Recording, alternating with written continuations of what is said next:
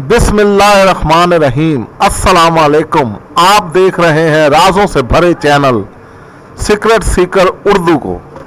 आज की ये वीडियो स्पेशल पाकिस्तान के मुतालिक बनाई जा रही है और आपको चंद ऐसे हक़ाइक़ से आगाह किया जाएगा जो इससे पहले शायद ही आप लोग जानते हों, और इसमें यह भी बताया जाएगा कि पाकिस्तान के कौमी तराने के लिए कौन सी कुरान पाक की सूरत मुंतखब की गई थी और कौमी तराने में उर्दू का वो वाहिद लफ्ज़ कौन सा है, और ये सारी बातें आपको इस वीडियो के एंड में बताई जाएंगी। पाकिस्तान से मुताल्लिक दिलचस्प हक़ाइक़ जो आप नहीं जानते। पाकिस्तान को सरकारी सतह पर इस्लामी जमहूरिया पाकिस्तान के नाम से जाना जाता है।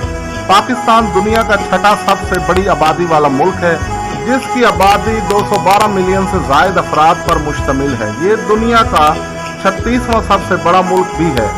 ताहम ये तो चंद ऐसी बुनियादी बातें हैं जिनसे हर तकरीबन पाकिस्तानी वाकिफ है, लेकिन हम पाकिस्तान से मुताल्लिक जो हक़ाइक़ आज आपके सामने पेश करने जा रहे हैं, इनसे पाकिस्तानियों की एक बड़ी अक्सरियत नावाकिफ है।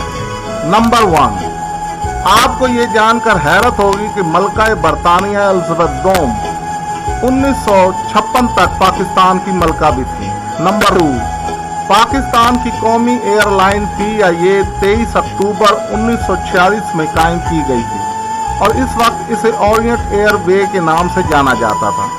10 जनवरी 1955 को इसे कौमी एयरलाइन का दर्जा दिया गया। नंबर 3, पाकिस्तान एक कदीम तरीन तहजीब का भी मुल्क है जिसे मेहरगढ़ के नाम से जाना जाता है। इस तहजीब की तारीख 6000 साल कबल मसीह से जा मिलती है। नंबर 4, दुनिया के सबसे कम उम्र सिविल जज का एजाज भी एक पाकिस्तानी जज के पास है।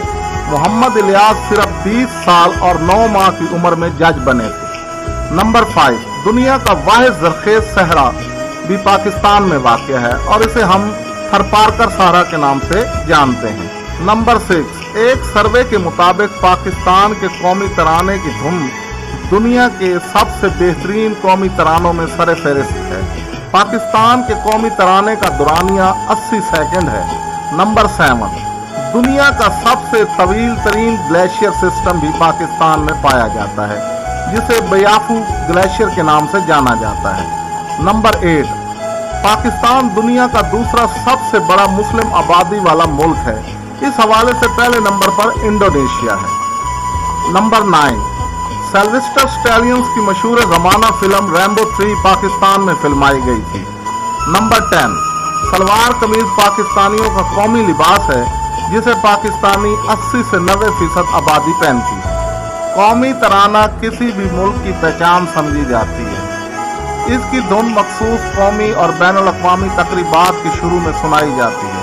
तलीमी इदारों में इसके बोल भी गाए जाते हैं। इसे हर मुल्क की कौमी अजमत और अवामी उमंगों का तर्जुमान समझा जाता है, मगर हमेशा ऐसा नहीं होता।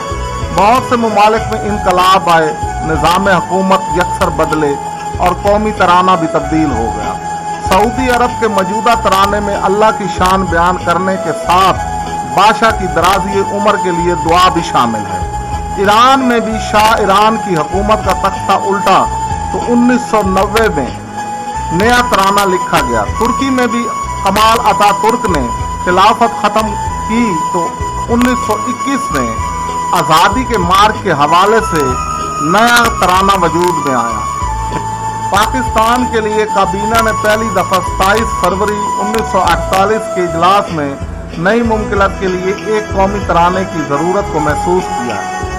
एक 9 रुकनी कमेटी बनाई गई, जिसके सरबराह सरदार अब्दुल रब नश्तर वज़ीर मुआसलात थे।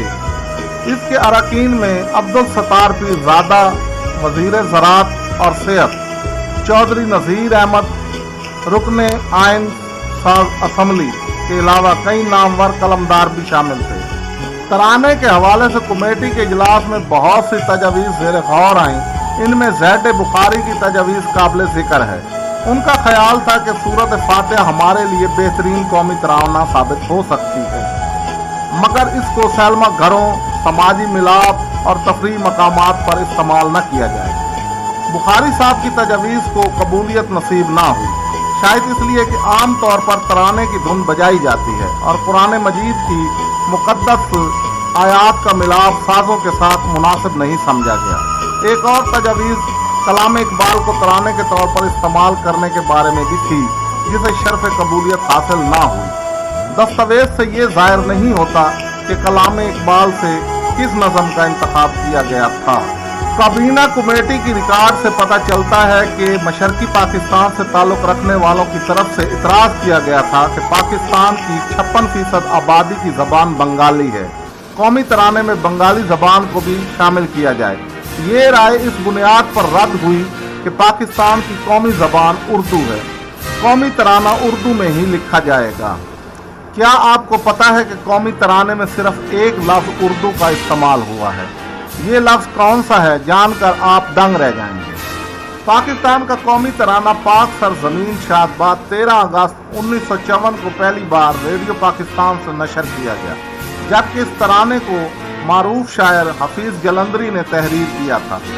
कौमी तराने का दुरानिया 1 मिनट और 20 सेकंड है, लेकिन इसमें सबसे अहम बात यह है कि ये तराना जिसे हर पाकिस्तानी गुनगुनाता है, फारसी ज़बान में तहरीर किया गया।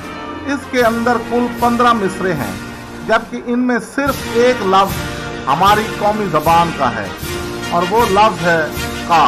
कौमी तराना हर पाकिस्तानी को असबर है और स्कूल से लेकर कौमी असम्बली तक हर अहम मौके पर इसकी धुनें बजाई जाती हैं। लेकिन कभी आपने गौर किया कि ये तराना फारसी ज़बान में लिखा गया है, जबकि इसके दूसरे बंद में सिर्फ कौमी ज़बान उर्दू का लफ्ज़ इस्तेमाल हुआ है।